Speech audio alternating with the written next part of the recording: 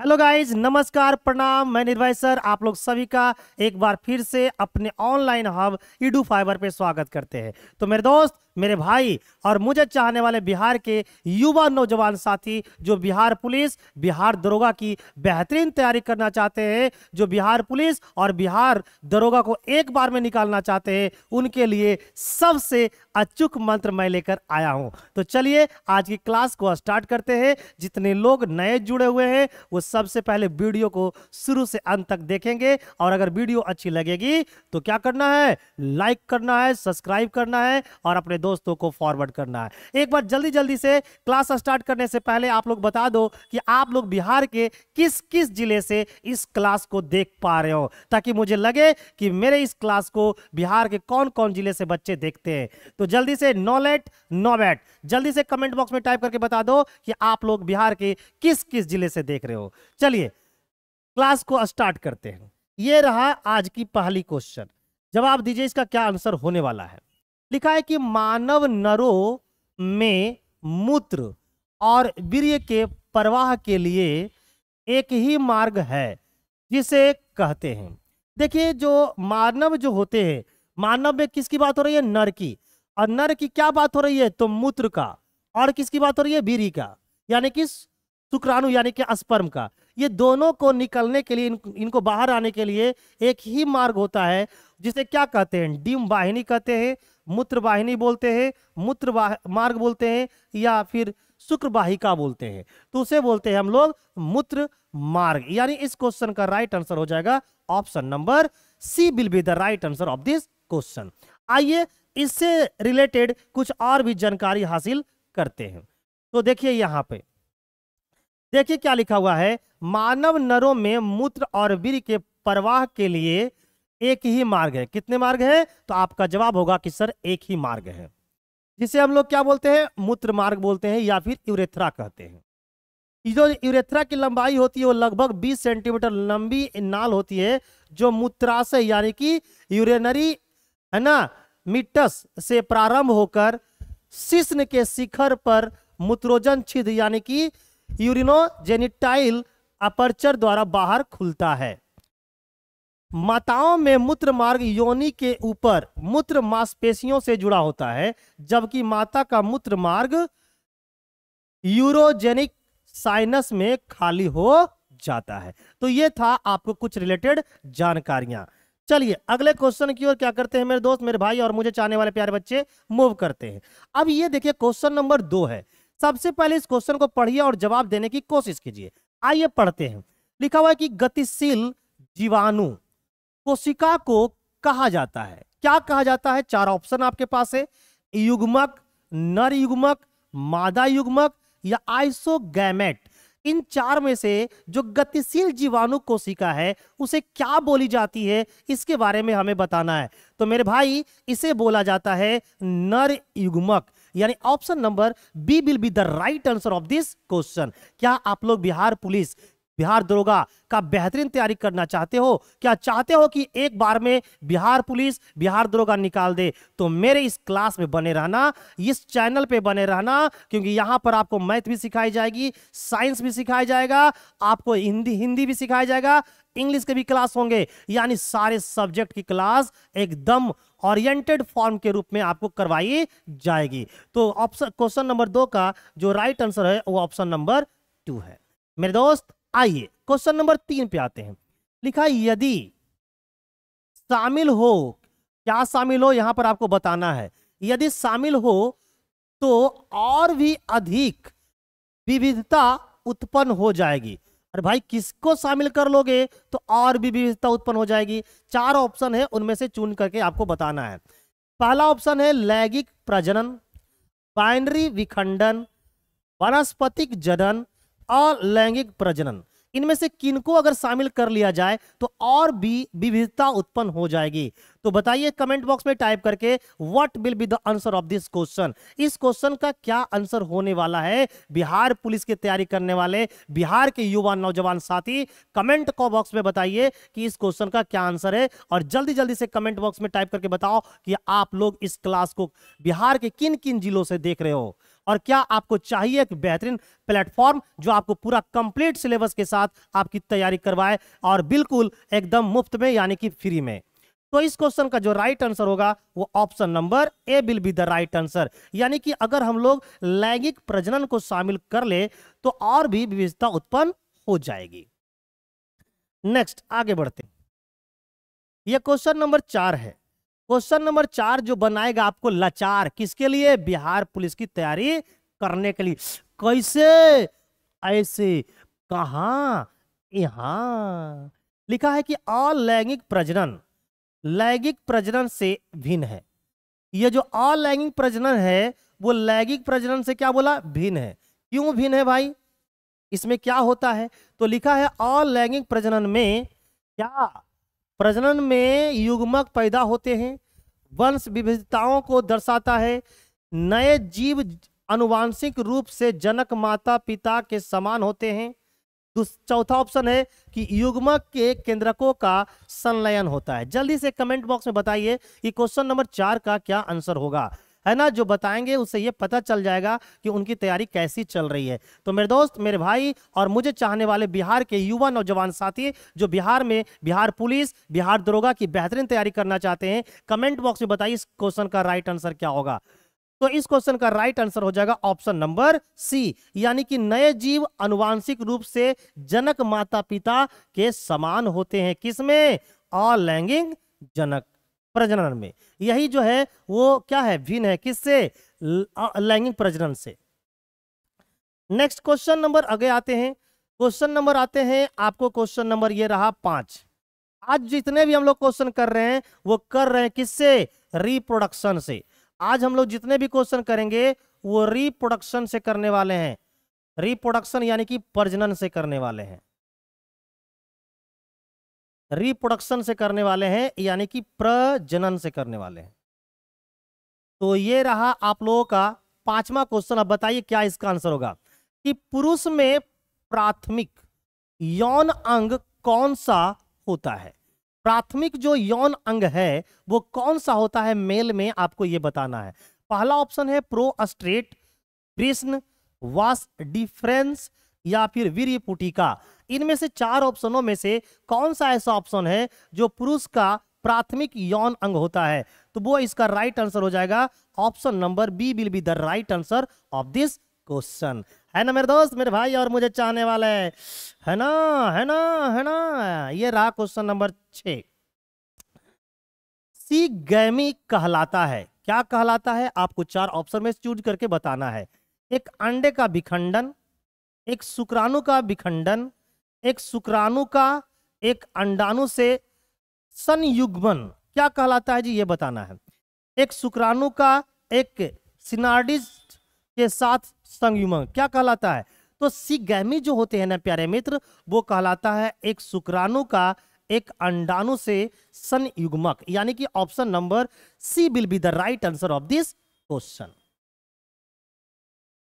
Question number 7 लिखा है कि बढ़ते भ्रूण के धारण और पोषण के लिए हर महीने मादा प्रजनन प्रणाली का कौन सा हिस्सा अपने आप को तैयार करता है? कौन सा हिस्सा है जो हर महीने अपने आप को तैयार करता है? पहला ऑप्शन है गर्भाशय ग्रीवा, गर्भाशय, योनि या अंडाशय। तो इसमें से जो आपका राइट आंसर होगा उसका नाम है गर्भाशय। ये जो होते हैं ना वो धारण और पोषण के लिए हर महीने मादा प्रजनन प्रणाली का ये जो अंग है गर्भाशय वो खुद अपने आप को क्या कर लेती है? तैयार कर लेती है। ठीक है, चलिए क्वेश्चन नंबर 8 पे आते हैं। ये देखिए क्वेश्चन नंबर 8 है। लिखा है कि इम्प्लांटेशन किसकी प्रक्रिया है? आपको 4 ऑप्शनों में से चूज करके बताना है कि किसकी प्रक्रिया है। पहला ऑप्शन है कि माता के शरीर के अंदर एक बच्चे का विकास, इसको क्या हम लोग इम्प्लांटेशन बोलते हैं। एक गर्भाशय के लाइनिंग से युग्मज का जुड़ना, माता के रक्त प्लेसेंटा के माध्यम से पोषण, भ्रूण और इसकी पोषण के विकास। इस 4 ऑप्शनों में से बताइए किसको बोला जाएगा इम्प्लांटेशन। तो इम्प्लांटेशन एक प्रक्रिया है कि एक गर्भाशय के लाइनिंग से युग्मज का क्या करने का? जोड़ने का। इसलिए इसका जो राइट आंसर है वो option number B will be the right answer of this question. तो कमेंट बॉक्स में टाइप करके बताइए कि आपको क्लास कैसी लग रही है, क्या मजा आ रहा है कि नहीं। एक एक टॉपिक, एक एक चैप्टर को मैं पढ़ाऊंगा और बिहार पुलिस को इस बार पार कर दूंगा, न रहेंगे न रहने देंगे और बिहार पुलिस को बर्बाद कर देंगे। यह है मेरा वादा, क्योंकि मैं पढ़ाता हूं आप लोग को पहले से ज्यादा। कहां? यहां। चलिए क्वेश्चन नंबर 9 कहता है कि प्रोस्टेट ग्रंथि किसके नीचे मौजूद होता है। आपको बताना है कि इन 4 ऑप्शनों में से कौन से ऑप्शन के नीचे प्रोस्टेट ग्रंथि पाई जाती है। तो पहला ऑप्शन है मूत्राशय, गुर्दे, अंड कोशिका या लिंग। तो इसका जो राइट आंसर होंगे वो आपको कमेंट बॉक्स में टाइप करके बताना है। बताइए क्या इसका आंसर होने जा रहा है। तो इसका जो आंसर होंगे मेरे प्यारे मित्र वो हो जाएंगे option number A will be the right answer of this question. यानी जो प्रोस्टेट जो ग्रंथि होती है ना वो मूत्राशय से नीचे होती है। ठीक है, आइए आपका इंतजार है, आइए क्या है आपका इंतजार। ये रहा क्वेश्चन नंबर 10। लिखा है कि मानव शरीर में प्रोस्टेट एक क्या है वो आपको बताना है। प्रोस्टेट एक क्या है तो बताइए, संयोजी ऊतक है, ग्रंथि है, झिल्ली है या मांसपेशी है। इन 4 ऑप्शनों में से क्या है। तो आपको पता है कि जो प्रोस्टेट है मेरे प्यारे मित्र ये क्या है, ग्रंथि है। यानी option number B will be the right answer of this question. Next question पे बढ़ते हैं। बर्बाद कर देंगे, पूरे बिहार पुलिस को बर्बाद कर देंगे। यानी कि बिहार पुलिस का फॉर्म आते आते तक हम पूरा सिलेबस आपको पढ़ाने वाले हैं इसी ऑनलाइन हब पे पढ़ाने वाले हैं और बिल्कुल फ्री पढ़ाने वाले हैं। कुछ भी नहीं छोड़ेंगे। एक ही कमेंट करना है, न रहने देंगे न रहेंगे और बिहार पुलिस को पार कर देंगे। चलिए अगला क्वेश्चन, क्वेश्चन नंबर 11। अंडा अंडाशय से कोख में किसके माध्यम से लाया जाता है। देखिए जो ये अंडा है वो अंडाशय से कहां लाई जा रही है, कोख में। आपको ये बताना है कि किसके माध्यम से वो लाया जाता है। पहला ऑप्शन है गर्भाशय ग्रीवा, वास डिफरेंस, टिम वाहिनी या गर्भाशय। तो मेरे दोस्त मेरे भाई इसे लाया जाता है डिम वाहिनी के द्वारा। यानी option number C will be the right answer of this question. है ना प्यारे मित्र, लगा दो आग पानी में और बना दो क्या, तो ऑब्जेक्टिव को तूफानी में। कैसे? ऐसे। क्वेश्चन नंबर 12 बोल रहा है कि मानव प्रजनन प्रणाली का कौन सा हिस्सा मां के रक्त से भ्रूण को पोषण प्राप्त करने के लिए मदद करता है। तो बताइए मां के रक्त से भ्रूण को पोषण प्राप्त करने के लिए मदद करता कौन करता है। गर्भनाल, प्लेसेंटा, फैलोपियन ट्यूब, मूत्रवाहिनी या गर्भाशय ग्रीवा। इन 4 ऑप्शनों में से कौन सा ऑप्शन राइट होगा। तो इसका जो राइट आंसर होगा वो option number A will be the right answer of this question. मां के जो रक्त होते हैं ना उससे भ्रूण को जो पोषण मिलता है वो गर्भनाल यानी कि प्लेसेंटा के माध्यम से भ्रूण को आपको पोषण प्राप्त होते हैं। तो इस क्वेश्चन का जो राइट आंसर होगा वो option number A will be the right answer. चलिए क्वेश्चन नंबर 13 में लगाते हैं फेरा। उस अंग का नाम दे। उस अंग का पूछा है आपसे नाम जहां भ्रूण विकसित होता है। तो भ्रूण यानी कि जो एम्ब्री होती है वो कहां विकसित होती है ये आपको बताना है। कहां विकसित होता है। पहला ऑप्शन है गर्भाशय, फैलोपियन ट्यूब, मूत्रवाहिनी, गर्भाशय ग्रीवा। तो बच्चे यानी कि भ्रूण जो है वो कहां बड़ा होता है ये बताना है। तो आप लोग सभी को पता होगा, सभी लोग जानते होंगे आप लोग कि जो बच्चे होते हैं ना वो गर्भाशय में बड़ा होता है। इसलिए ऑप्शन नंबर जो ए है वो इस क्वेश्चन का राइट आंसर है। चलिए मेरे दोस्त क्वेश्चन नंबर 14 लेते हैं। सीधी एकदम नो बकवास, कोई बकवास नहीं चलेगा बेटा। लगा देना है आग पानी में और बना देना है एमसीक्यू को तूफानी में। सीधी बात, नो बकवास। पढ़ेंगे कैसे तो पहले से ज्यादा। कहां तो बोलना यहां। वृष में उदर गुहा के बाहर स्थित होते हैं। अब बताओ किसकी उदर गुहा के बाहर स्थित होते हैं? पहला ऑप्शन है मूत्राशय, अंडाशय, योनि, अंडकोश की थैली। तो जो वृष्ण होती है ना, वो अंडकोश की थैली में उदर गुहा के बाहर स्थित होती है। इसलिए इसका जो राइट आंसर होंगे प्यारे मित्र, वो ऑप्शन नंबर डी हो जाएगा। क्या हो जाएगा इसका right answer? Option number D. कितने लोग इस क्वेश्चन का राइट आंसर दिए हैं कमेंट बॉक्स में टाइप करके बता दीजिए। चलिए क्वेश्चन नंबर 15 लिखा है कि निषेचन के परिणाम स्वरूप किस एक का निर्माण होता है? आपको यह बताना है। जब निषेचन होता है, जब अंडाणु और शुक्राणु मिल जाता है कहाँ? डिंबवाहिनी में, तो क्या होता है? निषेचन होता है। तो जो निषेचन होता है उसके परिणाम स्वरूप जो बनता है उसे क्या कहते हैं? पहला है अंडाशय, रोगाणु कोशिका, युग्मक या युग्मनज। क्या कहते हैं? तो उसे कहा जाता है युग्मनज। यानी कि option number D will be the right answer of this question. Next question number 16, निम्नलिखित में से कौन सी एक प्रजनन कोशिका है? प्रजनन कोशिका क्या है? पहला है युग्मक, डब्ल्यूबीसी, आरबीसी और लिम्फोसाइट। भाई ये सब क्या है? तो ये सब तो सेल है ना। कहाँ पाई जाती है? तो आप बोलोगे सर ब्लड में पाई जाती है। तो भाई ये सब तो ब्लड से रिलेटेड है मेरे दोस्त, है ना। प्रजनन से संबंधित कौन है? युग्मक। यानी कि option number A will be the right answer of this question. चलिए इस क्वेश्चन का जवाब दीजिए, क्या आंसर होने जा रहा है? कहा जा रहा है कि महिलाओं में यौवन की शुरुआत किससे होती है, ये आपको बताना है। जो महिलाओं में यौवन की जो शुरुआत होती है, महिलाओं में यौवन की जो शुरुआत होती है वो किससे होती है? पहला है रजोनिवृत्ति, किशोरावस्था, महावारी या फिर रजोदर्शन। महिलाओं में यौवन की शुरुआत किससे होती है इसके बारे में आपको बताना है। रजोनिवृत्ति से होता है, किशोरावस्था से होता है, महावारी से होता है, रजोदर्शन से होते हैं। तो आप लोग क्लास 10 में रिप्रोडक्शन सिस्टम पढ़े होंगे। जल्दी से कमेंट बॉक्स में बताइए किससे होता है ना। तो याद रखना कि महिलाओं में जो ये यौवना की जो स्टार्ट होती है वो रजो धर्म से होता है। इसी को बोलते हैं ऋतुस्राव, है ना। इसी को बोलते हैं हम लोग ऋतुस्राव के भी नाम से जानते हैं। और इसे ही बोलते हैं हम लोग रजो दर्शन। यानी कि किससे स्टार्ट होती है? रजो दर्शन से। यानी कि option number D will be the right answer of this question. कितने लोग क्वेश्चन नंबर 17 का आंसर जानते थे कमेंट बॉक्स में टाइप करके बताइए मेरे दोस्त, मेरे भाई और मुझे चाहने वाले बिहार के युवा नौजवान साथी।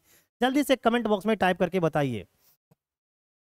चलिए क्वेश्चन नंबर 18, मादाओं में अंडाणु उत्पादन की प्रक्रिया, महिलाओं में जो अंडाणु उत्पादन की प्रक्रिया को क्या कहा जाता है? बताइए क्या कहा जाएगा? अंड जनन, रजोदर्शन, कैशोर या ऋतुस्राव? क्या कहते हैं?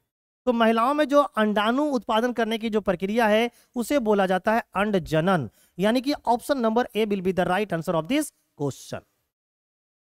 नेक्स्ट क्वेश्चन नंबर 19, मनुष्य के नवजात शिशु को स्तन ग्रंथि से निकले पहले स्राव को पिलाया जाता है। क्या बोला?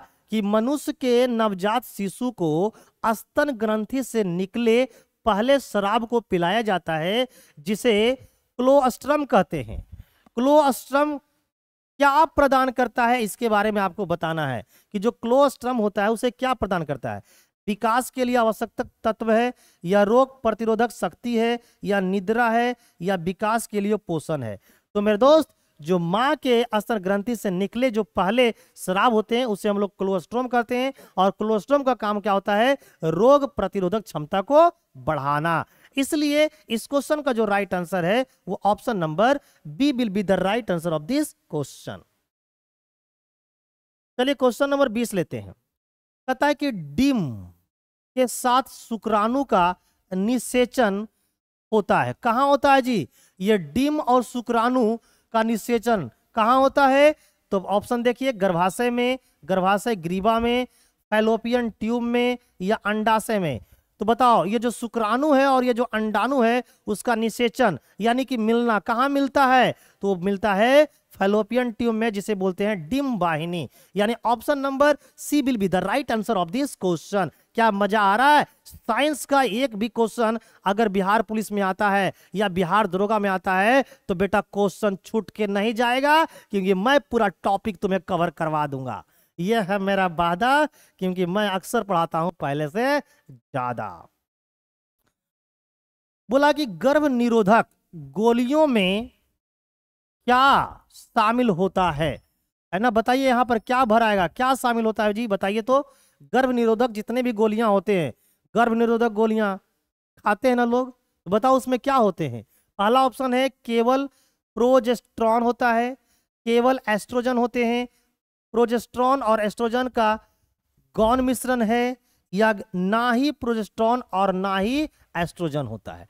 तो जितने भी गर्भ निरोधक गोलियां होते हैं इसमें होता है क्या?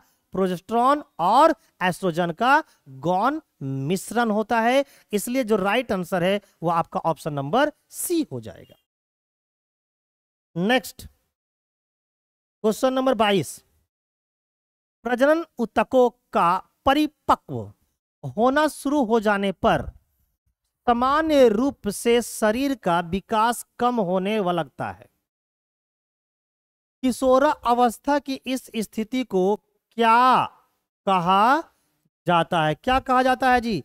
पहला ऑप्शन है स्वतंत्रता, परिपक्वता, यौवन या माहवारी। क्या बोलते हैं बताइए तो? तो इसे बोलते हैं हम लोग यौवन। यानी option number C will be the right answer of this question. तो मुझे उम्मीद है कि आप लोग एकदम मन से, तन से, एकदम झकास और जिंदाबाद की तरह क्या कर रहे हो? पढ़ रहे हो। चलिए क्वेश्चन नंबर हम लोग देख लेते हैं 23 नंबर। कहता है कि यहां पर क्या डालना है भाई? क्या उस उम्र का नाम है? उस उम्र का क्या नाम है आपको बताना है जिसके दौरान मानव पुरुषों और महिलाओं के प्रजनन अंग कार्यात्मक हो जाते हैं, यानी कि फंक्शनिंग होती जाती है, यानी काम करना स्टार्ट हो जाता है। गोनाइड्स युग्मकों और सेक्स हार्मोनों का उत्पादन शुरू कर देते हैं और मानव यौन के प्रति परिपक्व हो जाते हैं। उस अवस्था के, उस उम्र को क्या बोलते हैं? ऑप्शन है यौन प्रजनन, युग्मक, अनिषेचन, अनिषेचन या किशोरावस्था।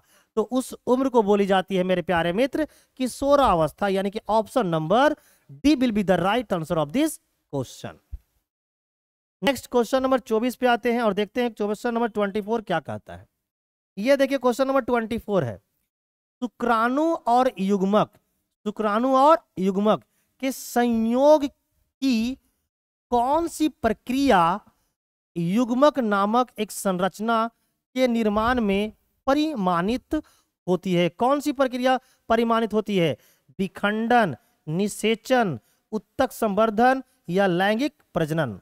तो भाई कौन सी प्रक्रिया होती है भाई? तो इसमें राइट आंसर हो जाएगा निषेचन। यानी कि शुक्राणु और युग्मक के संयोग से कौन सी प्रक्रिया का युग्मक नामक एक संरचना का निर्माण होता है? तो उसे बोलते हैं निषेचन। चलिए क्वेश्चन नंबर 25 देखते हैं। कहता है कि शुक्राणुओं का निर्माण क्या में होता है? किस में होता है शुक्राणु का निर्माण? बताइए तो। मूत्र वाहिनी में होता है, वृषण में होता है, प्रोस्टेट ग्रंथि में होती है या अंडकोश की थैली में होती है? तो जो शुक्राणु होते हैं ना उसकी जो निर्माण होती है वो वृषण में होती है। यानी option number B will be the right answer of this question. है ना मेरे दोस्त, है ना मेरे भाई, है ना मेरे चाहने वाले बिहार के युवा नौजवान साथी? सबको पता है कि शुक्राणु का जो निर्माण होता है वो कहां होता है? वृषण में होती है। Next question number 26।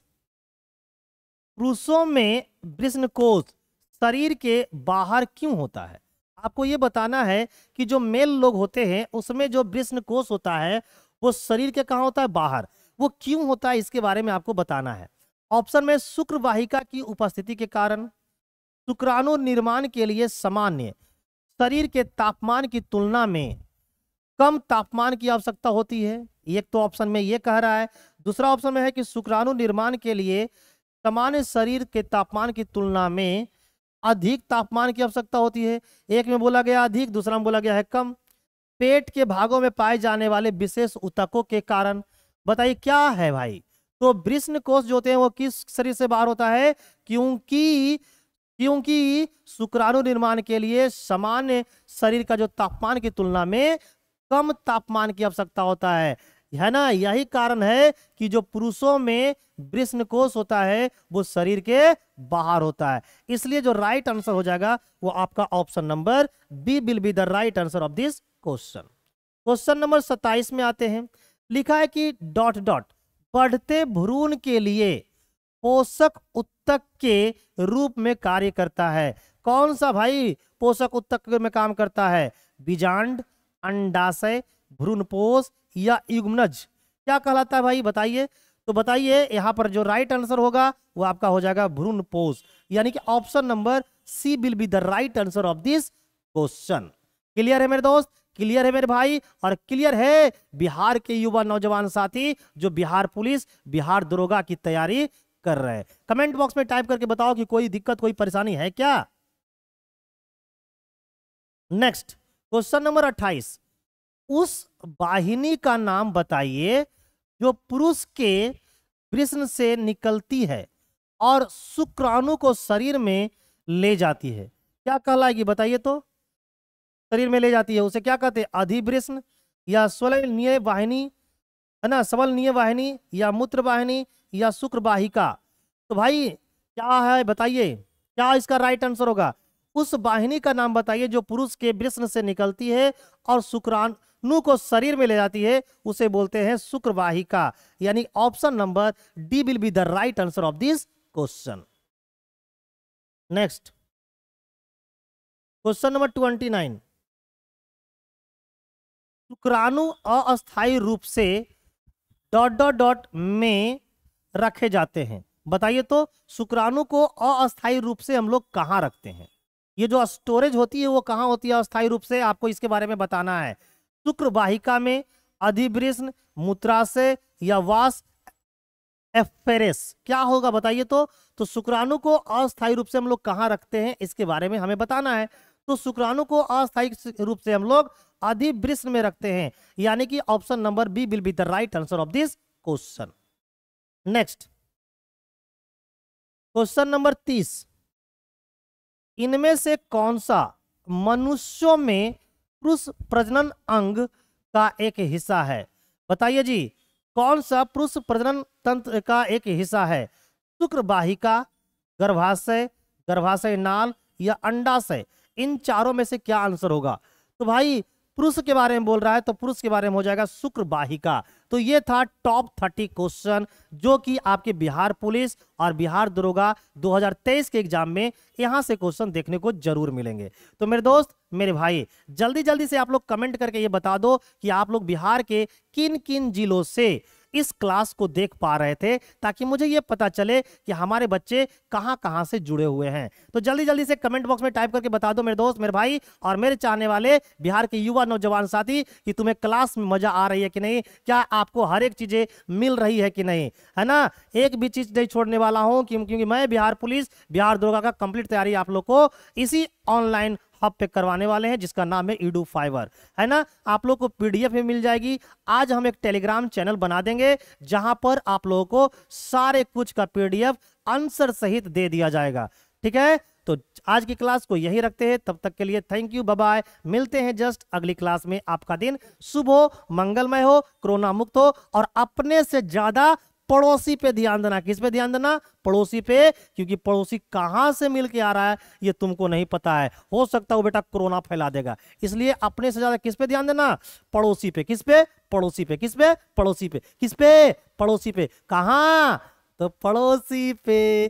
कहां, पड़ोसी पे। कहां, पड़ोसी पे। Thank you, bye bye.